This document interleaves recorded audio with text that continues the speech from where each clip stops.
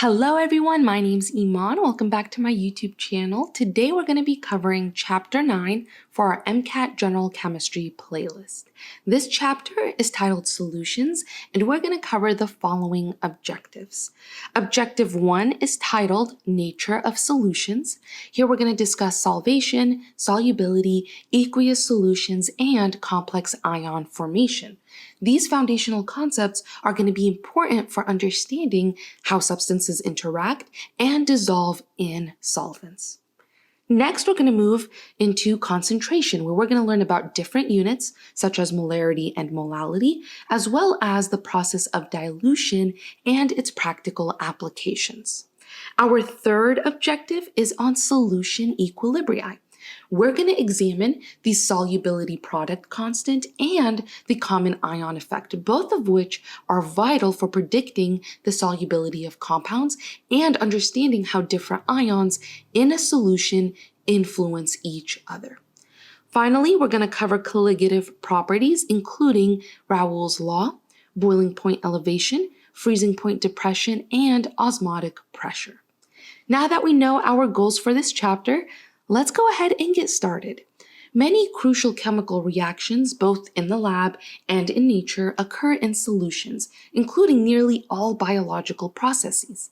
Now, solutions are homogeneous mixtures where two or more substances combine to form a single phase, typically a liquid. And while the MCAT emphasizes solids dissolved in aqueous solutions, it's essential to remember that solutions can actually form from any combination of the three phases of matter. Now, given the prominence of water in many solutions that we're going to study, it's important for us to discuss water before we dive into the components of solutions. Water is one of the most important substances on Earth. It's essential for sustaining the reactions that keep us alive, but it also affects our lives in many indirect ways. One of the most valuable properties of water is its ability to dissolve many different substances. Now, to understand this process, we're going to need to consider the nature of water. Liquid water consists of a collection of H2O molecules. Now, an individual H2O molecule is bent or V-shaped with an HOH angle of approximately 105 degrees. Now, the hydrogen-oxygen-hydrogen bonds in the water molecule are covalent bonds formed by electron sharing between the oxygen and the hydrogen atoms. However, the electrons of these bonds, they're not shared equally between these atoms. Oxygen is more electronegative. It enjoys electrons a little bit more than hydrogen, so it pulls them a little closer towards itself. This results in the oxygen having a partially negative charge and the hydrogens having a partially positive charge. Now, because of this unequal charge distribution, water is said to be a polar molecule. And it is this polarity that gives water its great ability to dissolve compounds. Now, water molecules are also known for their strong intermolecular attractions. These attractions occur because the slightly negative oxygen atom of one water molecule is attracted to the slightly positive hydrogen atom of another water molecule. Now, this unique interaction is known as hydrogen bonding, and this is a type of dipole-dipole attraction. It is this strong hydrogen bonding that gives water some of its unique properties, such as its high heat capacity and its ability to act as a solvent for many substances. Now, besides water molecules interacting with other water molecules, these polar water molecules also interact with the positive and negative ions of a salt, assisting in the dissolving process. Note that the positive ends of the water molecules are attracted to the negatively charged anions, and that the negative ends of the water molecules are attracted to the positively charged cations. This process is called hydration. Okay, so what if we dissolve ionic compounds in water? The hydration of these ions tend to cause a salt to fall apart in the water or to dissolve. The strong forces present among the positive and negative ions of the solid are then replaced by strong water ion interactions. Now, the solubility of ionic substances in water varies greatly. For example, sodium chloride is quite soluble in water, whereas silver chloride is only very slightly soluble. The difference in the solubilities of ionic compounds in water typically depend on the relative attractions of the ions for each other and the attractions of the ions for water molecules. Now, solubility is a complex topic, all right, that we're going to get into later. However, these concepts are interesting to start thinking about. Now, understanding these properties of water sets the stage for exploring solutions and the chemical reactions that occur within them. So let's move into discussing the components of solutions, the solute and the solvent. In any solution, the solute is the substance that is dissolved, while the solvent is the substance in which the solute is dissolved in, and the solvent typically determines the phase of the solution. Now, solute molecules, they move about freely in the solvent, and they interact with it through various intermolecular forces, such as ion dipole, dipole-dipole, or hydrogen bonding. These interactions allow dissolved solute molecules to interact not only with the solvent, but also with other dissolved molecules of different chemical identities. And this essentially facilitates chemical reactions in solution. Now, an important concept to grasp when studying solutions is solvation. Solvation is the electrostatic interaction between solute and solvent molecules, also known as dissolution. Now, when water acts as the solvent, then this process is specifically termed hydration. We covered that a few pages ago. Now, solvation involves breaking intermolecular interactions between solute molecules and between solvent molecules, and then forming new intermolecular interactions between solute and solvent molecules. This process, again, is crucial for understanding how substances dissolve and then interact in solutions. When the new interactions are stronger than the original ones, then the solvation is exothermic, and this process is favored at low temperatures. When the interactions are weaker than the original ones, then solvation is endothermic, and the process is favored at high temperatures. Sometimes the overall strength of the new interactions is approximately equal to the overall strength of the original interactions. In this case, the overall enthalpy change for the dissolution is close to zero. These types of solutions approximate the formation of an ideal solution for which the enthalpy of dissolution is equal to zero. Now, the next thing we want to talk about is solubility. Solubility is a measure of how much solute can be dissolved in a given amount of solvent at a specific temperature. So it represents the maximum concentration of a solute that can be achieved in a solvent under given conditions. And solubility really depends on various factors, including temperature, pressure, and of course the nature of both the solute and the solvent. Now, there are different types of solutions based on solubility: unsaturated solutions, saturated solutions, and supersaturated solutions, and we're going to talk about each. Let's start off with unsaturated solutions. An unsaturated solution is one in which the solute concentration is less than its maximum solubility at a given temperature and pressure. So this means that more solute can be dissolved in the solvent without reaching the limit of solubility. In other words, unsaturated solutions are solutions that have not yet reached their capacity to hold the solute.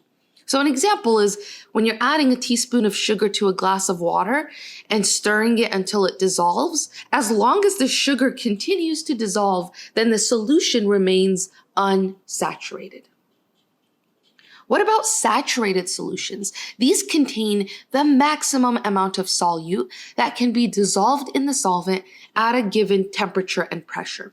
Any additional solute, any additional solute added is not going to dissolve. It's going to remain undissolved in the solution. So at this point, the solution is in a dynamic equilibrium where the rate of dissolution of the solute equals the rate of precipitation of the solute.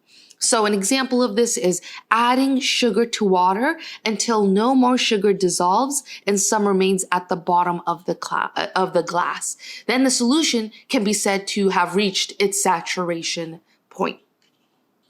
What about supersaturated solutions? These solutions contain more solute than what can be typically dissolved in the solvent at a given temperature and pressure.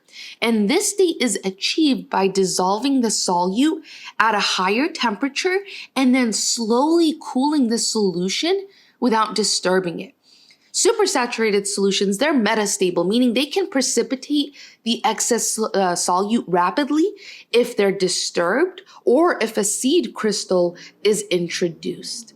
So an example of this would be heating a solution of sugar in water until the sugar completely dissolves, then slowly cooling it. If this is done carefully, then the solution can hold more dissolved sugar than it would under normal conditions. However, if you introduce a small sugar crystal or you stir the solution, then that can cause the excess sugar to crystallize out rapidly. All right, now when we're discussing solutions and solubility, it's important to understand how different solutes behave when dissolved in solvents, particularly in water. Now, this behavior is categorized based on the solute's ability to dissociate into ions, which leads to their classification as either a strong electrolyte, a weak electrolyte, or a non-electrolyte. So the next thing we're going to do is discuss those classifications. We'll start with strong electrolytes. Strong electrolytes are substances that completely dissociate into ions when they're dissolved in water. And this complete ionization allows the solution to conduct electricity very efficiently. Now, examples of strong electrolytes includes salts, ionic compounds like sodium chloride. They include strong bases like potassium hydroxide, and they also include strong acids like hydrochloric acid and sulfuric acid. So again, for strong electrolytes, the high solubility of these compounds in water typically leads to complete dissociation, meaning that the solution contains a high concentration of free ions. This characteristic is what makes strong electrolytes good conductors of electricity in solution.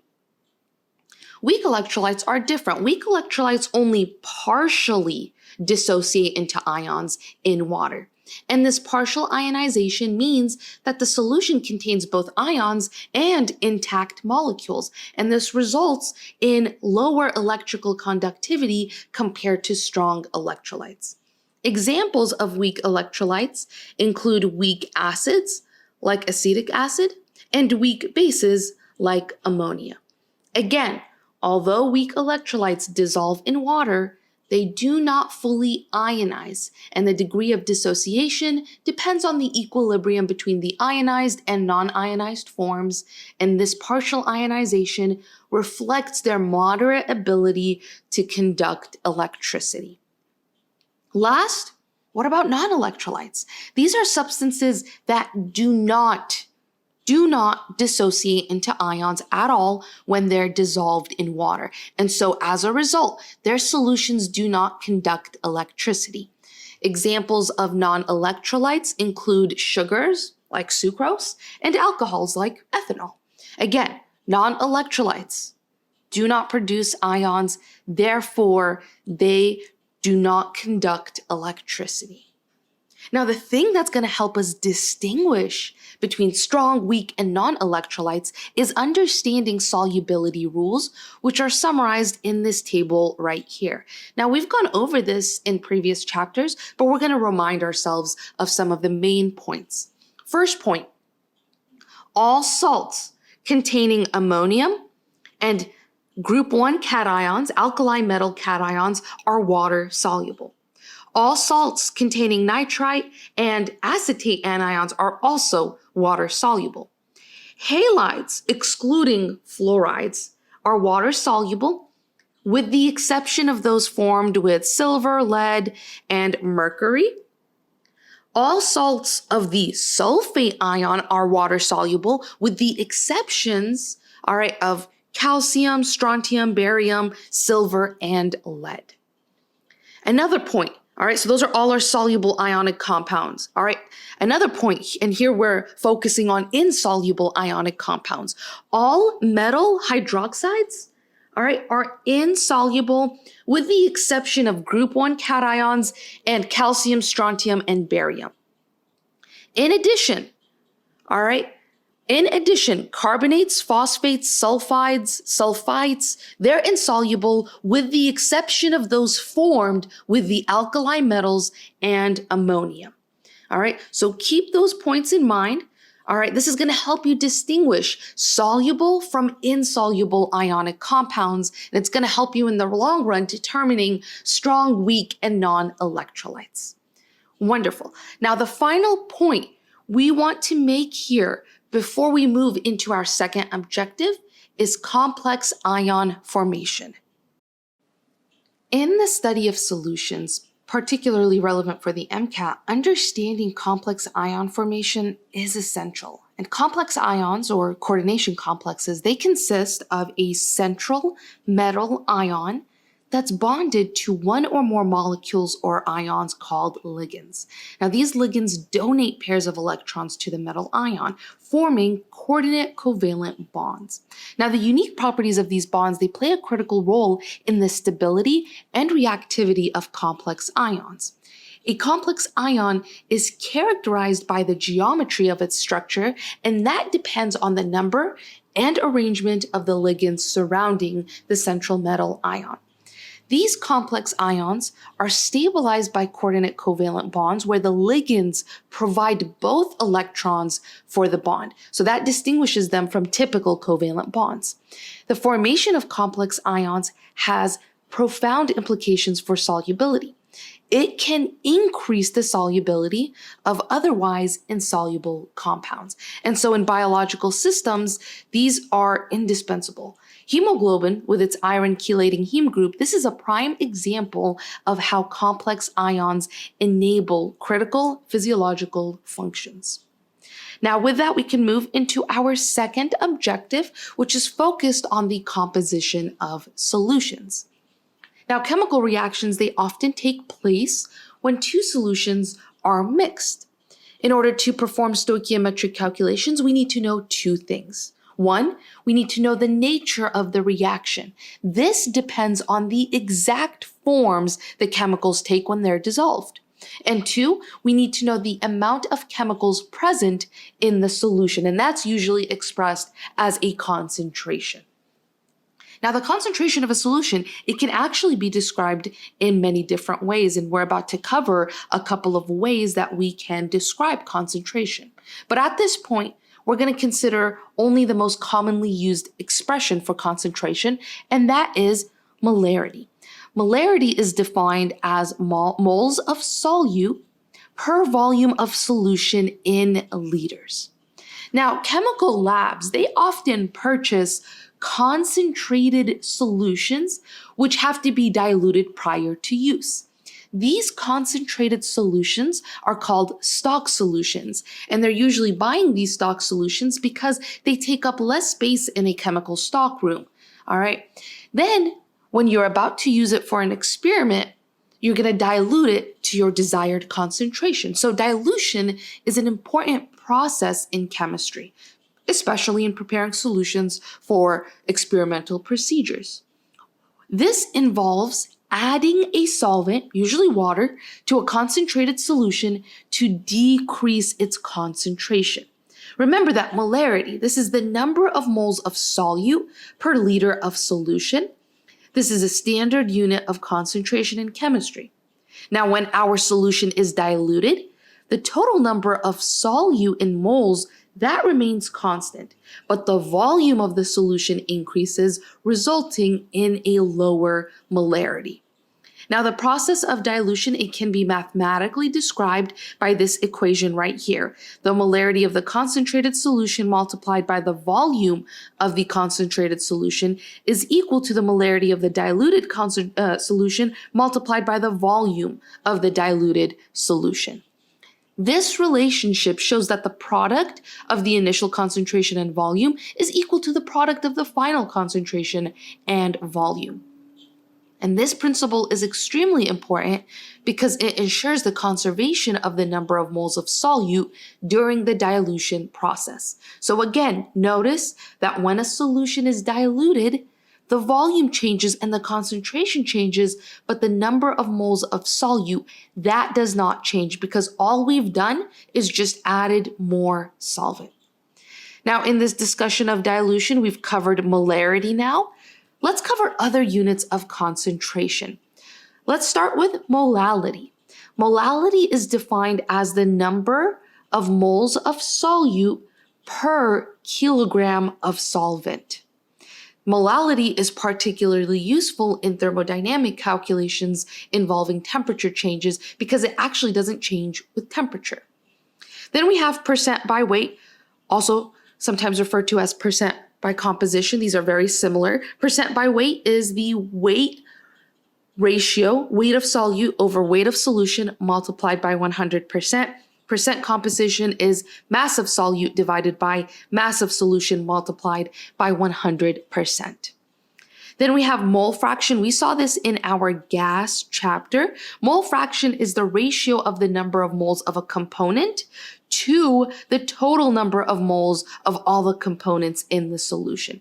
And this is used again, especially in gas mixtures and solutions. Then we want to talk about two things, normality and equivalence, and these are going to be really important in our next two chapters on acids and bases, as well as redox reactions. So we're going to briefly cover them here, but we will revisit these topics in the next few chapters. Normality is the number of equivalents of a solute per liter of solution, and normality is particularly useful in titration calculations and reactions involving acids and bases. Now, equivalence, this is a measure of the reactive capacity of a molecule. So it's based on the number of moles of reactive units that a molecule can provide or react with, such as hydrogen ions or hydroxide ions. And the concept of equivalence is essential for understanding how different substances interact in stoichiometric reactions, especially in acid-base chemistry and redox reactions. Now, with that, we can move into a couple of example problems. This first example says, what is the percent composition by mass of a saltwater solution if 100 grams of the solution contains 20 grams of sodium chloride? So here, to calculate this percent composition, this is going to be the mass of the solute divided by the mass of the solution multiplied by 100%. Now we're given both of these quantities. The mass of the solute is 20 grams of sodium chloride, and this is going to be divided by the mass of the solution, which is 100 grams, and that will all be multiplied by 100%. Now we can simplify 20 over 100, that's 1 over 5, multiplied by 100%. This gives us 20% sodium chloride solution. Wonderful, that's our first example. Let's move on to the next one. The next one says, if 184 grams of glycerol is mixed with 180 grams of water, what will be the mole fractions of these two components? And something that I forgot to write down here is that we're given the molar mass for water, that's equal to 18 grams per mole. We're also given the molar mass for glycerol, that is equal to 92 grams per mole. Now, our goal is to figure out the mole fraction for both the glycerol and the water. So what we're going to have to do if we want to figure out the mole fraction for glycerol is we need to convert grams of glycerol to moles of glycerol, and then we're going to have to take that quantity and divide by the total number of moles in this solution. And then we have to do the same thing for water. We want to convert grams of water to moles of water, and then take moles of water and divide by total number of moles. So the first thing we want to do is obviously convert grams of water and glycerol to moles. So that's what we're going to do. We'll start off with water. We have 180 grams of water. We can convert this to moles by multiplying by the molar mass. So 18 grams of water, 1 mole of water. Grams of water cancel out. We have 180 divided by 18. That's a pretty easy calculation. That equals 10 moles of water. Now let's do the same for glycerol. We have 184 grams of glycerol. All right. To convert this, we're going to use the molar mass. 92 grams of glycerol is equal to 1 mole of glycerol. Essentially what we have here is 184 divided by 92, and that's equal to 2 moles of glycerol. All right, now we also need the total number of moles because that's going to be the denominator for the mole fraction for both the mole fraction of water and the mole fraction of glycerol. So to get the total number of moles, we just add 10 plus 2 to give us 12. Now we can go ahead and calculate the mole fraction for both water and glycerol. The mole fraction for water is going to be equal to 10 moles of water divided by 12 moles, which is the total. We can simplify this to 5/6, which is approximately 0.83. All right, so that is the mole fraction for water. What about the mole fraction for glycerol? Well, we have 2 moles of glycerol, all right, and we divide that by the total number of moles, which is 12. We can simplify this to 1/6, which is approximately 0.17. So there we have it, the mole fraction for water and the mole fraction for glycerol.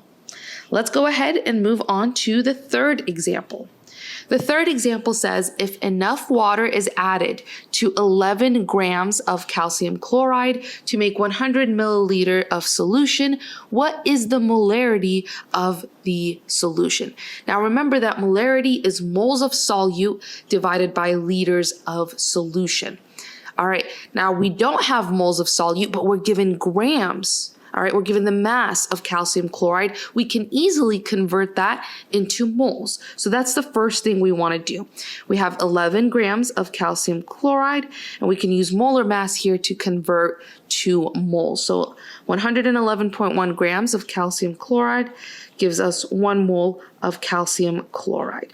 So essentially what we have here is 11 divided by 111. That's going to give us approximately 0.1 mole of calcium chloride. So now what we have is the numerator for molarity. Now we need the denominator, that's liters of solution. We're given 100 milliliters, we're gonna have to convert that to liters. All right, and that's really easy, we just divide by 1,000. So when we divide by 1,000, we get 0.1 liters. So our molarity is gonna be moles, 0.1 moles, divided by liters of solution, which is 0.1. And we just have 0.1 divided by 0.1, that is equal to 1. So our answer is that the molarity of this solution is equal to 1. Beautiful.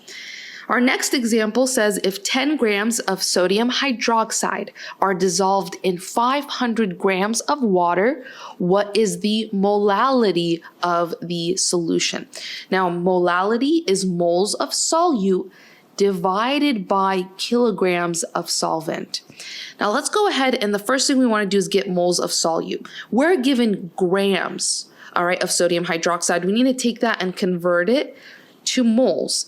We're going to do that using molar mass. So 40 grams of sodium hydroxide is equal to 1 mole of sodium hydroxide. What we have here is 10 divided by 4. We can simplify that to 1/4, and that is equal to 0.25 moles of sodium hydroxide. This is our numerator for molality. Now our denominator is kilograms of solvent. We're given grams of solvent, 500 grams of water. We want to go ahead and convert that to kilograms, and we can do that simply by dividing by 1,000. That gives us 0.5 kilograms of water. This is our denominator. So now to calculate molality, we are just doing 0.25 moles divided by 0.5 kilograms. This is just 1/2, which is equal to 0.5 molality. So the molality of the solution is 0.5. Now for our last and final example problem for our second objective, this one says a chemist wishes to prepare 300 milliliters of a 1.1 molar sodium hydroxide solution from a 5.5 molar sodium hydroxide stock solution. What volume of stock solution should be diluted with pure water to obtain the desired solution? So here we can write our dilution equation, which is the molarity of the concentrated solution multiplied by the volume of the concentrated solution is equal to the molarity of the diluted solution multiplied by the volume of the dilute solution. Now, what values are we given? We're given the molarity of the concentrated solution, 5.5 molar sodium hydroxide stock solution. We're also given our desired diluted concentration, 1.1 molar sodium hydroxide solution. And we're also given our final volume as well. All right, the volume of that diluted solution, which should be 300 milliliters. So we have 3 out of these 4 variables. We need to figure out the volume of the stock solution that should be diluted with pure water to get our desired solution. So we're going to isolate this variable right here, the volume of the concentrated solution. When we do that, we get that it's equal to the molarity of the diluted solution multiplied by the volume of the dilute solution divided by the molarity of the concentrated solution. We can go ahead and start to plug in our values. 1.1 molar multiplied by 300 milliliters divided by 5.5 molar. Notice that this unit cancels out. We're going to get our final answer in units of milliliter. So here we have 1.1 multiplied by 300. I'm going to approximate this to about 1. So it's just 1 times 300. All right, that's 300 over, I'm going to approximate 5.5 to 5. This makes this calculation a lot easier. 300 divided by 5 is equal to 60. So 60 milliliters.